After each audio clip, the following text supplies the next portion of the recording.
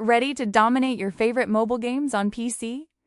Let's set up your custom keyboard controls in BlueStacks.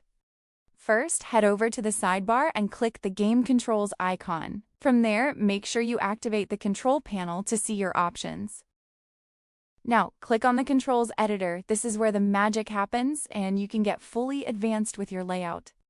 Select your preferred gaming tool from the menu and simply drag it onto the screen. Tap the button area and assign any key you like to map your actions.